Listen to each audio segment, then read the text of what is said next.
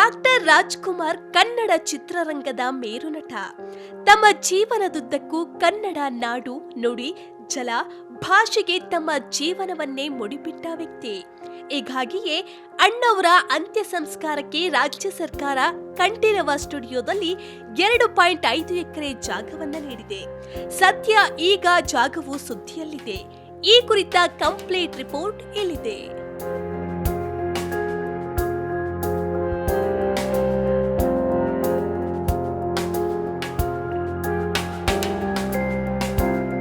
ಹೌದು, ಡಾಕ್ಟರ್ ರಾಜ್ಕುಮಾರ್ ಅಂತ್ಯ ಸಂಸ್ಕಾರಕ್ಕೆ ಸರ್ಕಾರ ನೀಡಿರುವ ಜಾಗದ ಕುರಿತು ನಟ ಚೇತನ್ ಅಹಿಂಸಾ ನೀಡಿರುವ ಹೇಳಿಕೆ ರಾಜ್ ಅಭಿಮಾನಿಗಳ ಕಣ್ಣು ಕೆಂಪಾಗಿಸಿದೆ. ಇಡೀ ರಾಜ್ಯಾದ್ಯಂತ ಚೇತನ್ ವಿರುದ್ಧ ಡಾಕ್ಟರ್ ರಾಜ್ ಅಭಿಮಾನಿಗಳು ಸಿಡಿದಿದ್ದಾರೆ. ನಟ ಚೇತನ್ ಮನೆ ಕ್ಷಮೆಯಾಚನೆ ಬಳಿಕವೂ ಅಣ್ಣವರ ಅಭಿಮಾನಿಗಳು ಹಾಗೂ ಚೇತನ್ ನಡುವೆ ಶೀತಲ ಸಮರ ಮುಂದುವರೆದಿದೆ.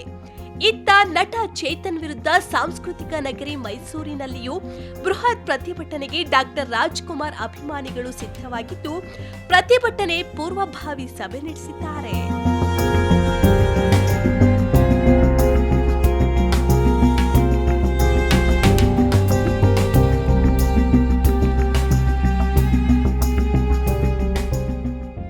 ಪ್ರತಿಭಟನೆ ಸಭೆ ಕುರಿತು ಮಾತನಾಡಿರುವ ರಾಜ್ ಅಭಿಮಾನಿ ಹಾಗೂ ಕನ್ನಡ ಪರ ಹೋರಾಟಗಾರ ಬಾಲಕೃಷ್ಣ, ನಟ ಚೇತನ್ ವಿರುದ್ಧ ಹರಿಹಾಯ್ದಿದ್ದಾರೆ.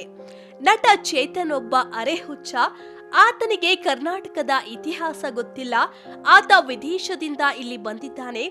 ಈತ ಡಾಕ್ಟರ್ ರಾಜ್ಕುಮಾರ್ ಸಾಧನೆಗಳ ಬಗ್ಗೆ ತಿಳಿದುಕೊಳ್ಳಬೇಕು.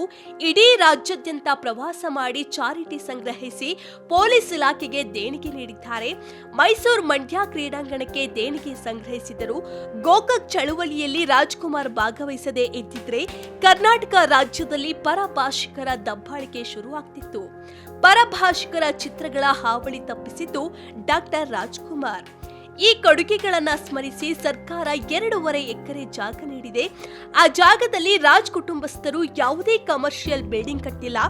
ಆ ಜಾಗದ ಅಭಿವೃದ್ಧಿ ಬಗ್ಗೆ ಈಗಲೂ ಸರ್ಕಾರವೇ ನಿರ್ಧಾರ ತೆಗೆದುಕೊಳ್ಳಬೇಕು. ಹೀಗಾಗಿ ನಟ ಚೇತನ್ ರಾಜ್ಕುಮಾರ್ ಬಗ್ಗೆ ಇಂತಹ ಹೇಳಿಕೆಗಳನ್ನ ಕೊಡೋದನ್ನು ಇಲ್ಲಿಗೆ ನಿಲ್ಲಿಸಬೇಕು ಎಂದಿದ್ದಾರೆ. ಈ ದಿನ ನಾವು ಮೈಸೂರಿನಲ್ಲಿ ಡಾಕ್ಟರ್ ರಾಜ್ ಉದ್ಯಾನವನದಲ್ಲಿ ಪ್ರತಿಭಟನಾ ಸಭೆ ಮಾಡ್ತಾ ಇದ್ದೀವಿ. ಇದೇನಪ್ಪ ಅಂದರೆ ನಿನ್ನೆ ಒಬ್ಬ ಅರೆ ಹುಚ್ಚ ನಟ ಚೇತನ್ ಅನ್ನೋನು ಡಾಕ್ಟರ್ ರಾಜ್ಕುಮಾರ್ ಅವ್ರಿಗೆ ಯಾಕೆ 2.5 ಎಕರೆ ಜಾಗ ಕೊಡಬೇಕು ಅಂತ ಹೇಳಿದ್ದಾನೆ. ಆದರೆ ಅವನಿಗೆ ಕನ್ನಡ ಇತಿಹಾಸ, ಕರ್ನಾಟಕದ ಇತಿಹಾಸ ಗೊತ್ತಿಲ್ಲ ಆತನಿಗೆ. ಆತ ಎಲ್ಲೋ ಒಂದು ಕಡೆ ಅಮೆರಿಕಾದಲ್ಲಿ ಓದಿರೋದವನು. ಇತ್ತೀಚೆಗೆ ಒಂದು 10 ವರ್ಷಗಳಿಂದ ಇಲ್ಲಿ ನೆಲೆಸಿದ್ದಾನೆ ಅಷ್ಟೇ. ಆದರೆ ಡಾಕ್ಟರ್ ರಾಜ್ಕುಮಾರ್ ಮಾಡಿದಂಥ ಸಾಧನೆಗಳಿದೆಯಲ್ಲ, ಅದನ್ನು ಮೊದಲು ಒಂದು ತಿಳ್ಕೋಬೇಕು. ಇವತ್ತು ಸರ್ಕಾರಕ್ಕೆ ಡಾಕ್ಟರ್ ರಾಜ್ಕುಮಾರ್ ಕೊಡುವೆ ಅಪಾರವಾದಿದೆ. ಇವತ್ತೇನು ಡಾಕ್ಟರ್ ರಾಜ್ಕುಮಾರ್ ಅವರು ಕರ್ನಾಟಕಾದ್ಯಂತ ಅವರು ಪ್ರವಾಸ ಮಾಡಿ ಸುಮಾರು ರಸಮಂಜರಿ ಕಾರ್ಯಕ್ರಮ ಬಂದಂಥ ಹಣವನ್ನು ಸರ್ಕಾರಕ್ಕೆ ಕೊಟ್ಟಿತ್ತು.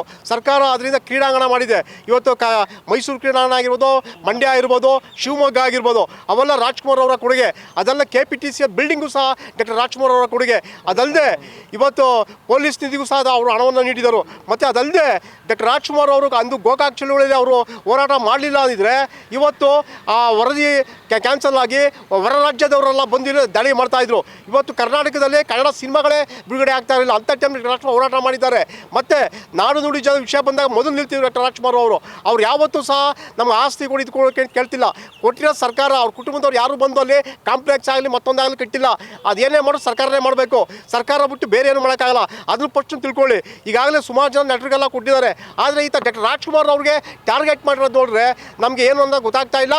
ಈಗ ನಾವು ಈಗ ಕರ್ನಾಟಕಾದ್ಯಂತ ಡಾಕ್ಟರ್ ರಾಜ್ಕುಮಾರ್ ಮ್ಯೂಸಿಯಂ ಮಾಡಿ ಅಂತ ಒತ್ತಾಯ ಮಾಡ್ತಾ ಇದ್ದೀವಿ.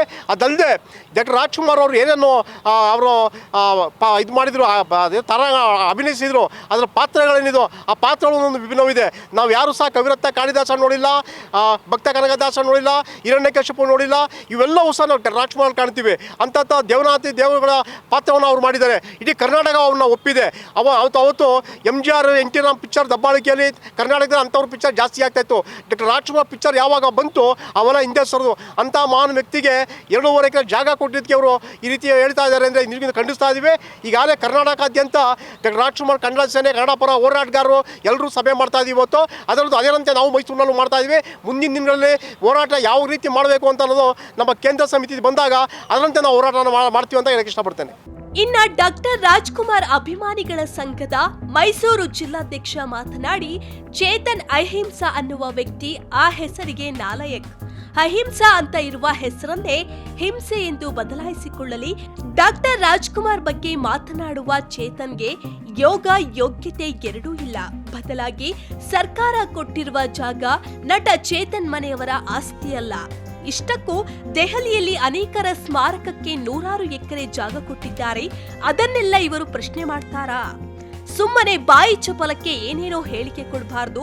ಕರ್ನಾಟಕ ಹಾಗೂ ಕನ್ನಡ ಚಿತ್ರರಂಗಕ್ಕೆ ಕೊಡುಗೆ ನೀಡಿರುವ ಡಾಕ್ಟರ್ ರಾಜ್ಕುಮಾರ್ ಬಗ್ಗೆ ಮಾತನಾಡಿರುವ ಚೇತನ್ರನ್ನ ಪೊಲೀಸರು ಬಂಧಿಸಬೇಕು. ಆತನನ್ನ ರಾಜ್ಯದಿಂದ ಗಡೀಪಾರು ಮಾಡಬೇಕೆಂದು ಒತ್ತಾಯಿಸಿದ್ದಾರೆ. ಅವನಿಗೆ ಆ ಅಹಿಂಸಾ ಅನ್ನೋ ಪದಕ್ಕೆ ನಾಲಾಯಕ್ಕು. ಅವನು ನಿಜವಾಗ್ಲೂ ಅಹಿಂಸಾ ಅನ್ನೋದನ್ನ ತೆಗೆದುಬಿಟ್ಟು ಹಿಂಸೆ ಅಂತ ಮಾಡಿಕೊಳ್ಳಿ. ಅವನು ಡಾಕ್ಟರ್ ರಾಜ್ಕುಮಾರ್ ಅವರ ಬಗ್ಗೆ ಮಾತಾಡೋಕ್ಕೆ ಯೋಗ ಯೋಗ್ಯತೆ ಎರಡೂ ಇಲ್ಲ ಅವನ ಹತ್ರ. ಅವನು ಡಾಕ್ಟರ್ ರಾಜ್ಕುಮಾರ್ ಅವ್ರಿಗೆ 2.5 ಎಕರೆ ಜಾಗ ಕೊಟ್ಟಿರೋದನ್ನ ಇವರಪ್ಪನ ಆಸ್ತಿ ಅಂತೂ ಅಲ್ಲ. ಅದು ಸರ್ಕಾರ ಕೊಟ್ಟಿರೋದು ಏನಕ್ಕೆ ಅಂತಂದರೆ ಅವರ ಮಾಡಿರೋವಂಥ ಹೋರಾಟಗಳು, ಅವ್ರು ಮಾಡಿರೋವಂಥ ಸಾಧನೆಗಳು, ಅದನ್ನು ನೋಡಿ ಸರ್ಕಾರ ಅವರಿಗೆ 2.5 ಎಕರೆ ಜಾಗ ಕೊಟ್ಟು ಅವ್ರಿಗೆ ಸ್ಮಾರಕ ಮಾಡಿದೆ. ಇವನು ಕೇಳೋದಕ್ಕೆ ಇವನು ಅಂಥವ್ನು ಕೇಳಬೇಕು ಅಂದರೆ ದೆಹಲಿನಲ್ಲಿ 4 ದಿನದಿಂದ 157 ಎಕರೆ ಜಾಗ ಕೊಟ್ಟಿದ್ದಾರೆ.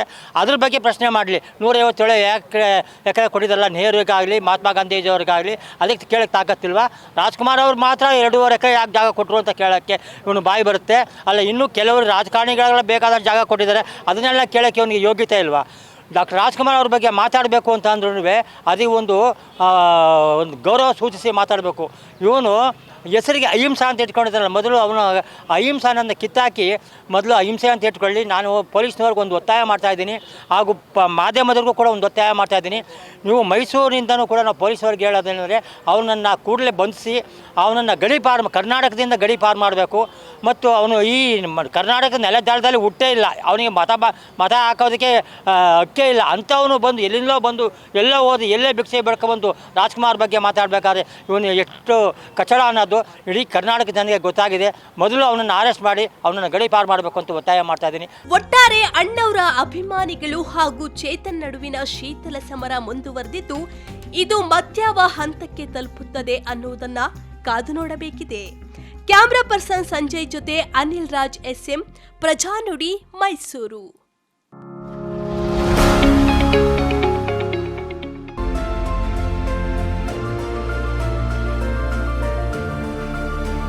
ನೈಜ ಸುದ್ದಿಗಾಗಿ ನೋಡ್ತಾ ಇರಿ ಕನ್ನಡಿಗರ ಪ್ರಜಾನುಡಿ ದಿನಪತ್ರಿಕೆ.